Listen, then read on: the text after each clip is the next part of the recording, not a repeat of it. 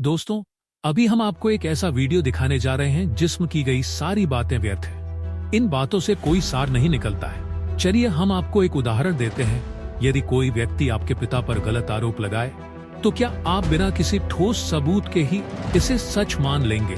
नहीं ना, आप बिल्कुल नहीं मानेंगे और आप एक ठोस प्रमाण उनसे मांगेंगे कि अगर हमारे पिता ने कोई गलत काम किए हैं तो आप हमें उनका प्रमाण दें।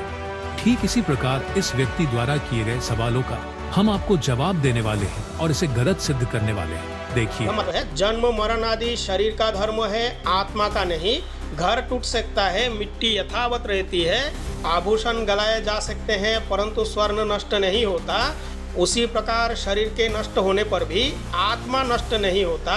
अपने को शरीर नहीं बल्कि आत्मा मानकर इस भय से मुक्त हो जा और सुखी हो। घर के टूटने पर भी शोक क्या करना, यदि मिट्टी है तो घर फिर बन जाएगा। उसी प्रकार आत्मा है तो ये शरीर फिर बन जाएगा। ये हमारे सनातन सिद्धांत है। भाई, क्या रामपाल जी ने इन सिद्धांतों को जाना कभी, जो अपने आप को तत्वदर्शी संत घोषित कर बैठे?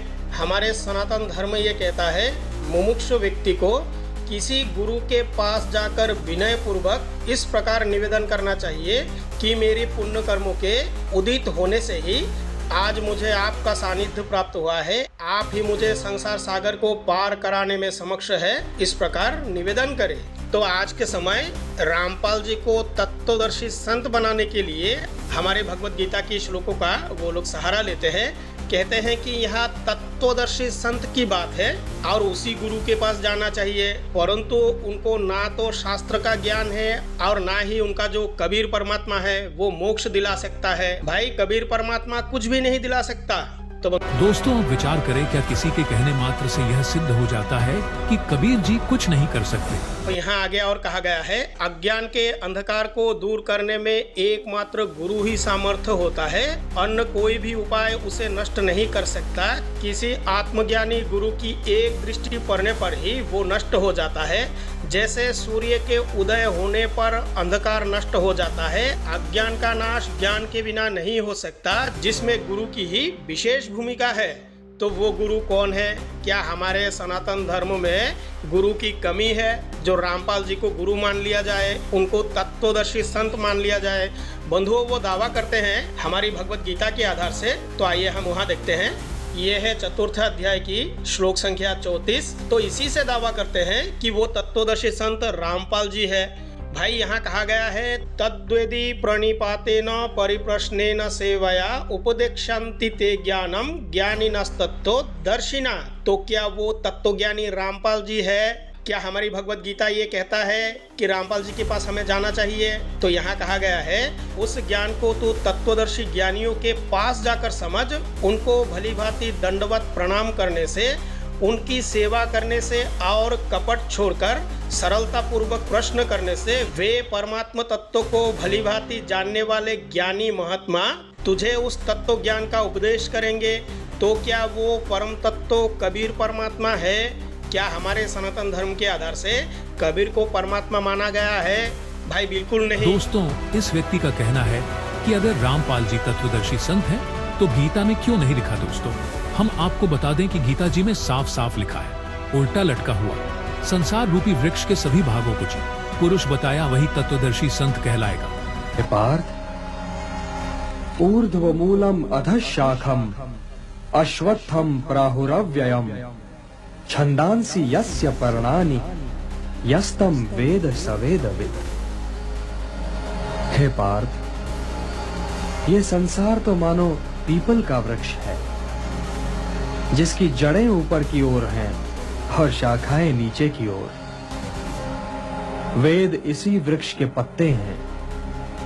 जो ये जानता है वो ये समझो पार्थ कि वेदों का अर्थ भी जानता है। ये देखिएगा, ये एक संसार रूपी उल्टा लटका हुआ वृक्ष जानो, जिसके ऊपर को जड़ है और नीचे को तीनों गुण रूपी शाखा है, रजगुण ब्रह्मा सतगुण विष्णु तमोगुण शिव जी। ये संसार रूपी वृक्ष समझो।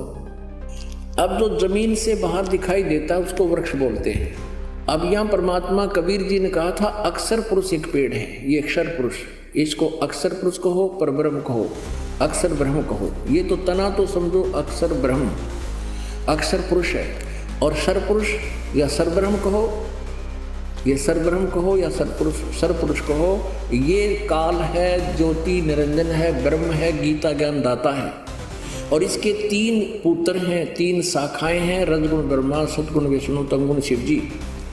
और ये गुप्त है जो परमात्मा, ये परम अक्षर ब्रह्म है। ये परम अक्षर ब्रह्म है जिससे सबका धारण पोषण होता है। ये परम अक्षर ब्रह्म है, इसको पूर्ण ब्रह्म परमेश्वर भी कहते हैं। ये मूल है पूरे संसार रूपी वृक्ष की।